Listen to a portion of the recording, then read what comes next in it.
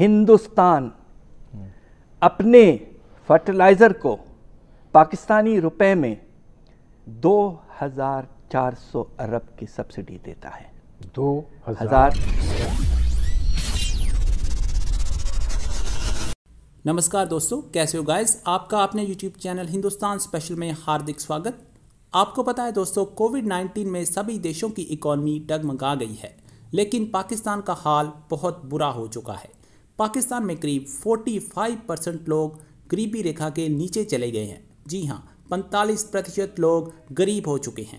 آج کی ویڈیو میں بھارت کی بہت تعریف کی گئی ہے کہ بھارت اپنے کسانوں کو اتنی سبسڈی دیتا ہے کہ ہم سپنے میں بھی ایسا کام نہیں کر سکتے. کسان بھارت کی اکانومی کی ریڑھ کی ہڈی ہیں.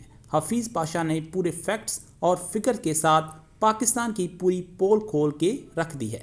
IMF کی دقتیں بھی پاکستان کے لیے پیدا ہو چکی ہیں.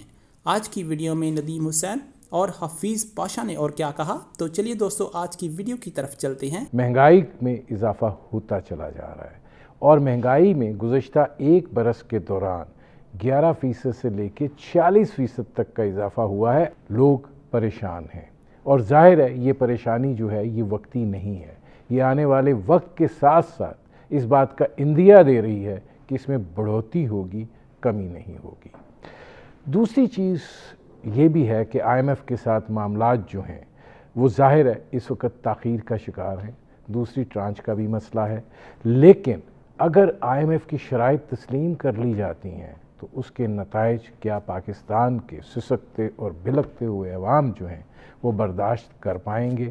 پاکستان ایک زرعی ملک ہے. ڈاکٹر صاحب، فوڈ انفلیشن کیوں؟ سب سے خطرناک چیز جو ہوئی ہے وہ یہ کہ آپ نے اپنے مارکیٹ کو کھول دیا بالکل.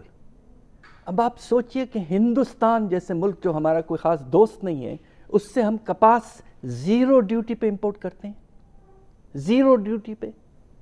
ہندوستان خود اپنے امپورٹ پر 60% لگاتا ہے ڈیوٹی ایگریکلچرل امپورٹس پر، اور ہمارا کل جو امپورٹ ڈیوٹی کا ریٹ ہے سب آئٹم ملا لیں ایگریکلچرل، جس میں پام آئل ہے، ٹی ہے، پالسز ہیں وغیرہ وغیرہ، ٹماٹر ہیں 6%، اور اس میں کپاس 0%. آپ نے اپنے کسان کو ڈیفینڈ ہی نہیں کیا، اس کا خیال ہی نہیں کیا، بس آپ انڈسٹری کی طرف جا رہے ہیں. ایک تو یہ آپ کو ایگریکلچر کو پرائرٹی دینی ہے. فرٹیلائزر کی سبسڈی، آپ کو سن کے حیرت ہوگی، ہندوستان اپنے فرٹیلائزر کو پاکستانی روپے میں 2400 ارب کی سبسڈی دیتا ہے. 2400 ارب روپے کی سبسڈی، اور وہاں کی قیمت جو ہے فرٹیلائزر کی ہم سے 45% کم ہے. انہوں نے جتنا خیال کیا ہے فارمر کا، مجھے افسوس سے کہنا پڑتا ہے ہندوستان کے بارے میں، اس کو پروٹیکشن دی، 60% کا ٹیرف لگایا تاکہ اندر باہر سے چیپ امپورٹس نہ آئیں، اندر میں اس کو سبسڈیاں دی. ایسٹ پنجاب اب بہت آگے جا چکا ہے. ایک زمانہ تھا پارٹیشن کے بعد کہ کھانا پینے کی چیزیں ہم ہندوستان کو پہنچاتے تھے، ہم ہندوستان کو کپاس پہنچاتے تھے. آج ہم کپاس ہندوستان سے امپورٹ کر رہے ہیں. یہ کون سی ترجیح، کون سی بات ہے یہ؟ We have to realise once again, جو 90s میں ہم نے ریئلائز کیا تھا کہ آپ کا زرعی شعبہ آپ کی ریڑھ کی ہڈی ہے. جب تک وہ آگے نہیں بڑھے گا آپ آگے نہیں بڑھ سکتے. ڈاکٹر صاحب، اب ذرا میں اس طرف آؤں، پھر اس سے بھی چونکہ ریلیٹڈ چیزیں بہت ساری ہیں. IMF کے ساتھ جو ہمارا معاہدہ ہے، ظاہر ہے ٹرانچز تو چلنی ہیں، وہ ریویو پہ چلنی ہے. ڈیلیز جو ہیں کیوں، کیا وجہ ہے؟ دیکھیے، اس کے 2-3 وجوہات ہیں. جب سیکنڈ ریویو کی رپورٹ آئی تھی اس وقت IMF نے یہ کہا کہ ریویو تو کمپلیٹ ہو گیا ہے، مگر جو ریفارمز آپ نے ہمیں کمٹمنٹ دی ہے وہ ابھی تک آپ کر نہیں پائے. اب کون سے بڑے ریفارمز ہیں؟ وہ سب سے اہم ریفارم یہ ہے، اس کا ہے تعلق آپ کے پاور سیکٹر کے ساتھ، سرکولر ڈیٹ کا پرابلم جو اب تقریباً 2 کھرب تک پہنچ چکا ہے. وہ یہ چاہ رہے ہیں کہ کم از کم یہ تو ہو کہ اس کے اضافہ نہ ہو. تو اس اضافے کو نہ ہونے کی کوشش میں ہمیں ہمارے ٹیرفز کو، قیمتوں کو بجلی کے تقریباً 25 سے 30% بڑھانا پڑے گا. اس کے بعد ہوا یہ کہ کووڈ آ گیا ہے. اب اچھی بات ہے کہ آپ اس وقت تو نہیں کر سکتے بجلی کی قیمتوں میں اضافہ، مگر میں حیران ہوں، میں اس بات پہ پریشان ہوں کہ آج ہماری اکنامک کوآرڈینیشن کمیٹی نے کراچی میں بجلی کے نرخ جو ہے وہ 1 روپے سے زیادہ بڑھا دیے. یہ کوئی وقت ہے کراچی میں قیمتیں بڑھانے کا؟ آپ مجھے بتائیے کیا ہو رہا ہے اسلام آباد میں؟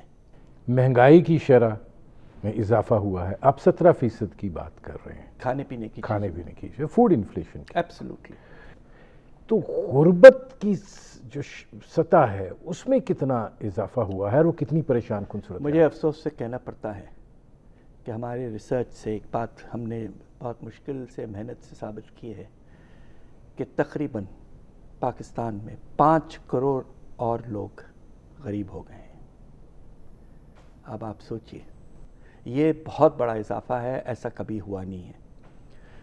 شرح غربت کی سطح کیا پھر آپ؟ اس وقت سطح یہ ہے کہ آپ کے جو کووڈ سے پہلے اندازہ یہ تھا کہ 35% کے لگ بھگ ہے، اور اب یہ جو 2 کروڑ کا اضافہ ہوا ہے 20 ملین کا، اس کے نتیجے میں یہ 45% تک جا چکا ہے. تو اب آپ سوچئے کہ پاکستان جسے ہم مڈل انکم کنٹری کہتے ہیں، اس ملک میں اس وقت تقریباً 45% یعنی کہ 9 کروڑ لوگ غریب ہیں. یہ بہت زیادہ ہے. ڈاکٹر صاحب یہ فرمائیے گا، پاکستان کی جو معیشت کی ہلچل ہے، آپ اس کو کہاں پہ ریٹ کریں گے؟ شرح نمو اس کوارٹر میں، آخری کوارٹر 19-20 کا 10% منفی 3 مہینے میں. آپ نے ذکر کیا کہ مڈل کلاس جو ہے وہ بہت دباؤ میں ہے. آپ یہ سمجھتے ہیں کہ مڈل کلاس رہ گئی ہے یا وہ لوور مڈل کلاس کی سطح پر آ گئی ہے اور اس سے نیچے جا رہی ہے؟ دیکھیے یہ ہو رہا ہے، ہمارا جو مڈل کلاس ہے وہ ہم عام طور پہ یہ کہتے ہیں کہ جو لوگ تقریباً بیچ میں ہیں، یعنی کہ آمدنی کے لحاظ سے، ان کے ساتھ یہ ہوا ہے کہ پچھلے 2 سال چونکہ آپ کے شرح نمو جو ہے بہت کم، پچھلے سال تو وہ منفی ہو گئی تھی، تو ان کے جو انکم ہے اس میں اضافہ نہیں ہوا ہے، قیمتوں میں بے تحاشا اضافہ ہوا ہے. اور خاص طور پہ مڈل کلاس کے لیے بجلی کے نرخوں میں، آپ کے گیس کے نرخوں میں، پھر آپ کے کھانے پینے کی چیزوں میں اضافہ. تو اس کے نتیجے میں مڈل کلاس آہستہ آہستہ گر کے تقریباً لوور کلاس کے لیول پر آ گیا ہے. جو نچلا حصہ ہے مڈل کلاس کا وہ تقریباً نیچے آ گیا ہے.